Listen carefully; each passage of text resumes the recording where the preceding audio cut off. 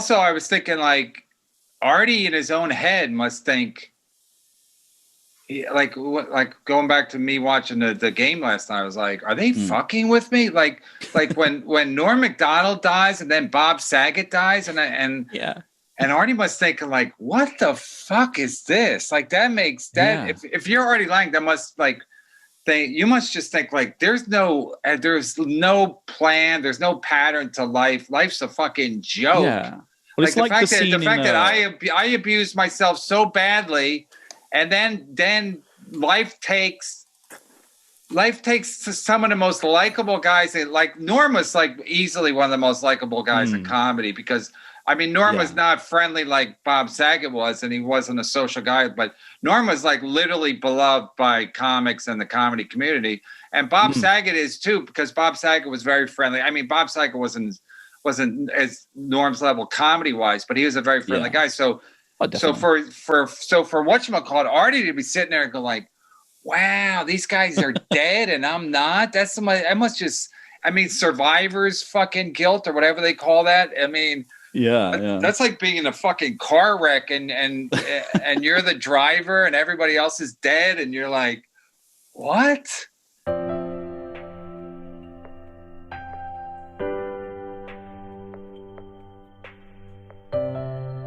And I was telling you before we got on, real quick about Norm. I still, the first guy I thought about when I heard about Norm was Saget. Thanks, Artie. I've been thinking about you a lot. Over the years, when I text you, don't hear from you, and then I find out it was a burner phone, so I feel better.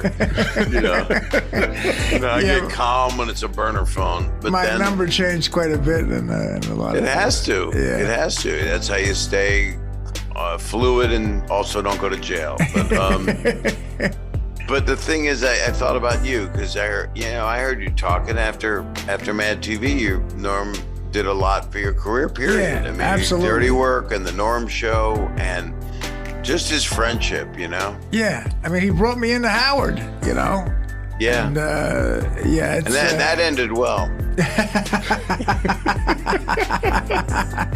As all things do with me, it ended very well.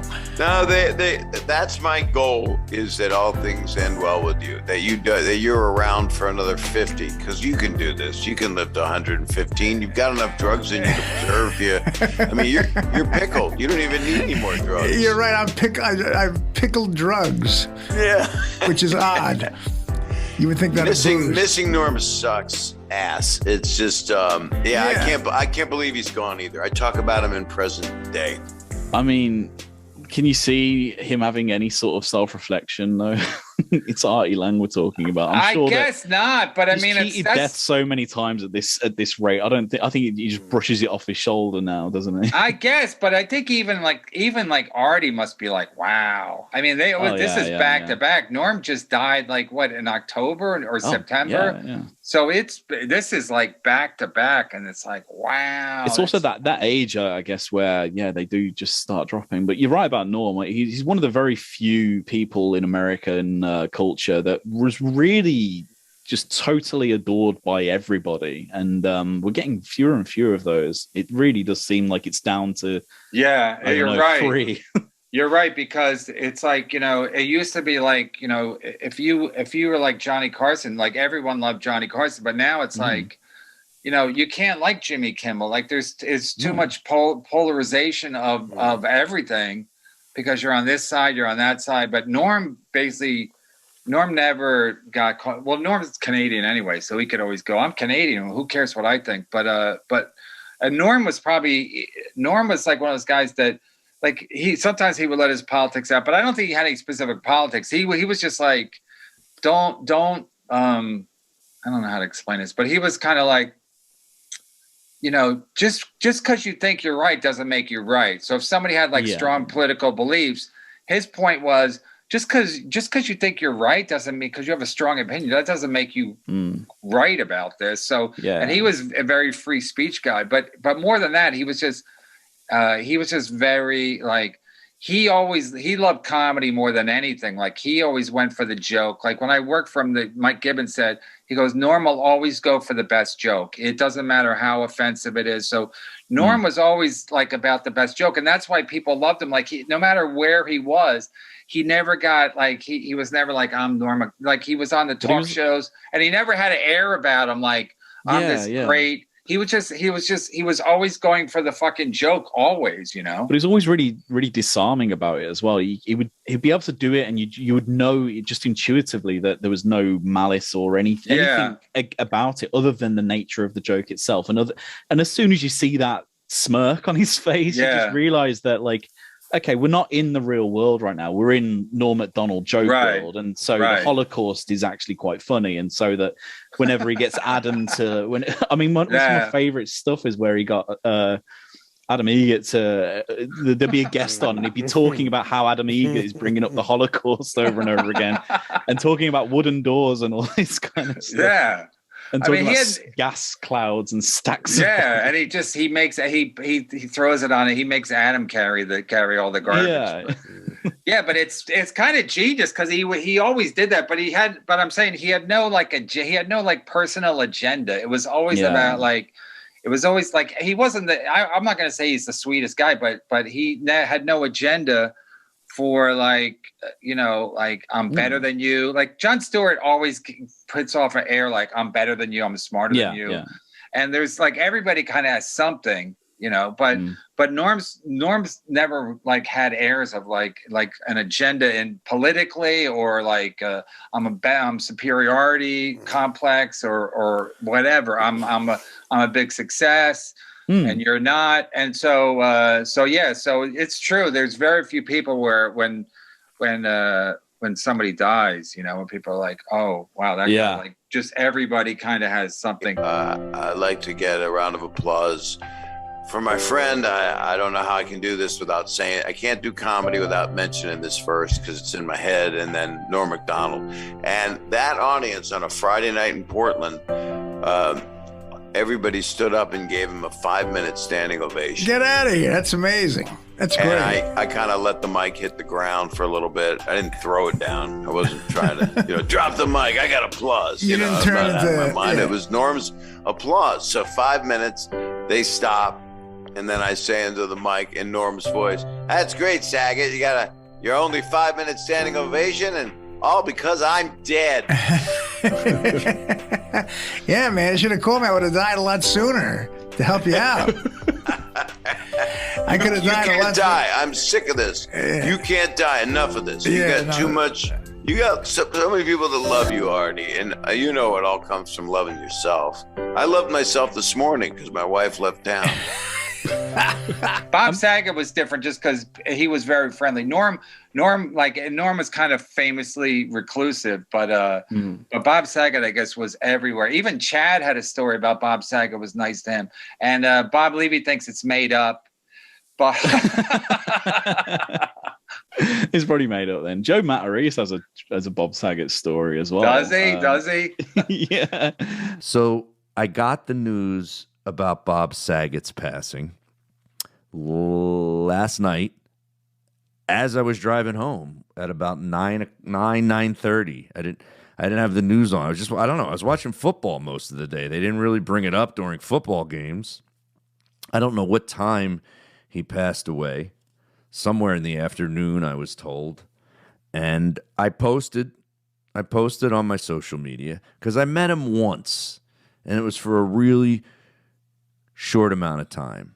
But it was one of those quick moments where you could just tell the kind of person this person was, even though it was a short interaction. I always think I'm a pretty good judge of people.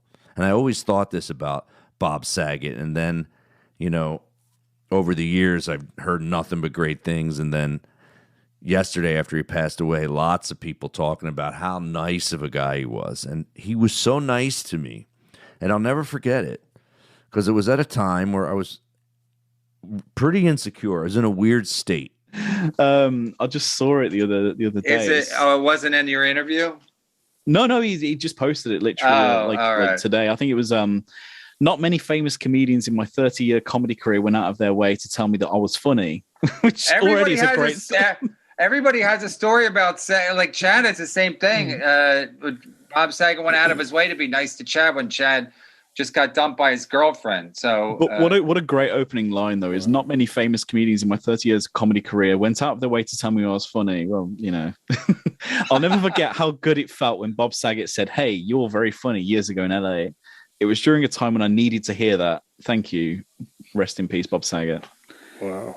I wanted to reply with, was that a time? Was it maybe after one of the documentaries that you? But I think that's kind of rude.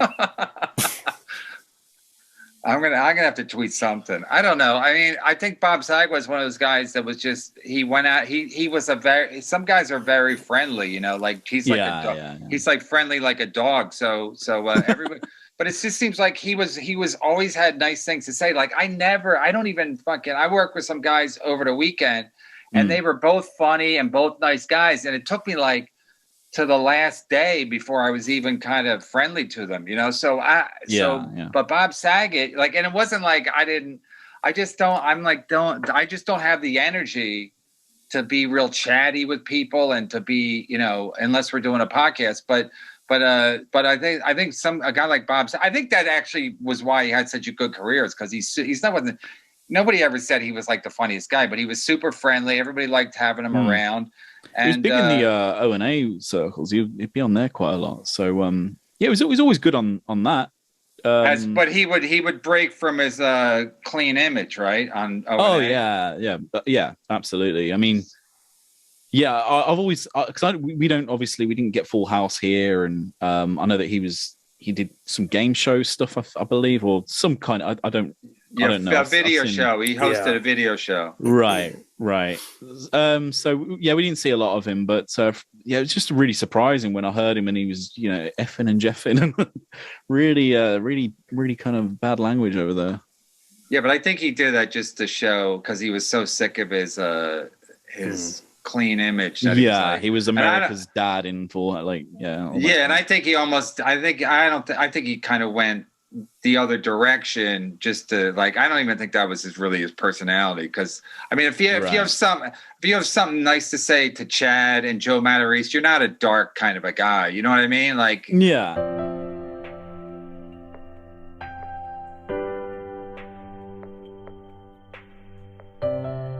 Mr. Bob Saget, let me tell you something. If someone asked me who's the sweetest celebrity you ever met, the nicest celebrity I ever met, and just as a person, I would go with Bob Saget.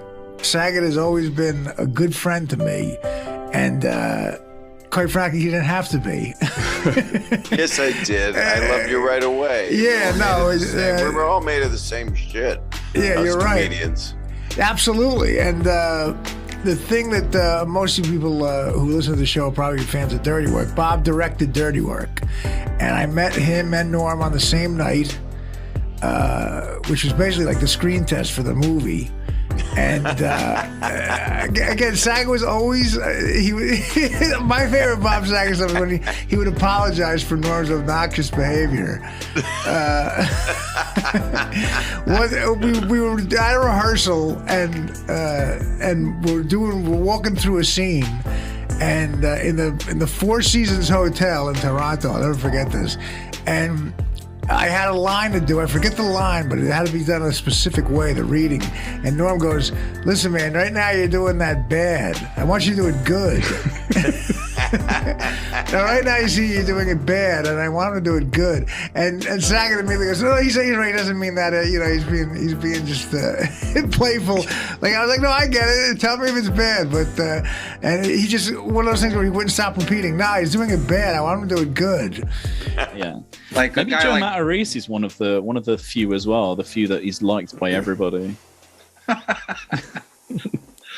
I mean, I got to get Joe on my show now again. I just realized it's like, because I feel bad telling that story, but like, listen, it's just Joe's problem is he wants people to genuinely like him, you know, and that's kind of why he does Rocky, because everybody likes Rocky. Like nobody doesn't like Rocky. I was in a car with Louis C.K. and I was talking about, and that the movie Rocky came up, and I go, I go, there's not a bad scene in that first Rocky movie. And Louis was like, and you always think, and I've talked to Louis about other movies, and Louis is a fucking real snob, like with stuff sometimes.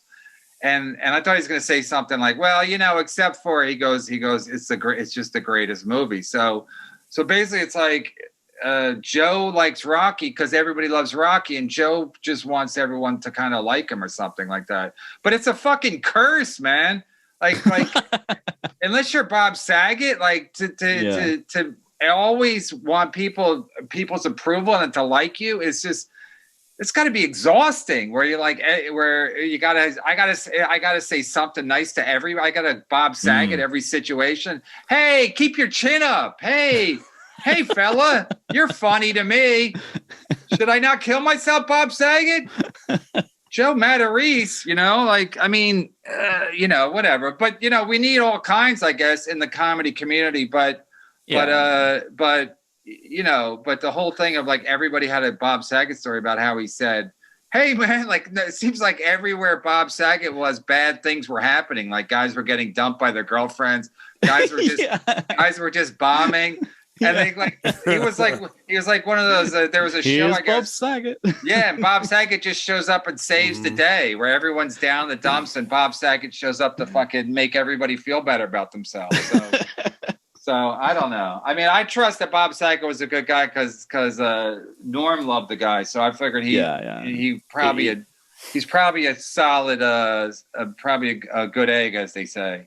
Yeah, that's all you need, isn't it? Is Norm's approval and pretty much rely on that. I mean, Norm was kind of the guy where like if you didn't like it, Norm was a pretty much if the guy was a douche, Norm wouldn't say it like on social media, but you could tell Norm really genuinely liked Bob Saget, and that made me think that like Bob Saget's he's probably a good guy. And it's too bad that he died, but I just think Artie Lange at some point is just going to be like, wow, to me, it makes no sense. When I saw I could see Norm dying, but when I saw Bob Saget died, I was like, the first thing I thought is like, wow, Norm was just, this must really confuse a fucking dumb motherfucker like Artie Lange. You know what I mean? Yeah. I don't think Artie's a deep thinker, but he might just go sometimes like, wow. Yeah, like if you believe in any kind of an afterlife or any kind of karma or any kind of like justice, like poetic justice or anything, you just got to go like, why would they? What? I mean, these are not guys. These are not guys in car accidents. These are guys who are like dying of quote unquote natural causes. And Artie's been trying to kill himself for fucking decades.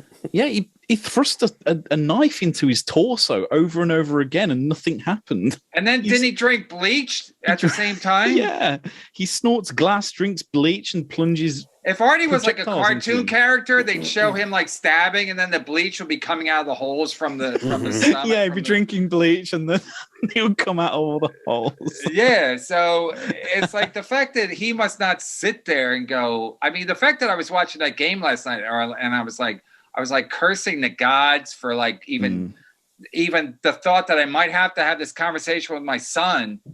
I mean, I was like, are they fucking with me from up high now? So, and I'm like, are they gonna embarrass me in front of my son? Because I said there's no way they're gonna tie. So I would think Artie has got to be like, wow. He's probably walking on cloud 9 right now. He probably can't believe his luck.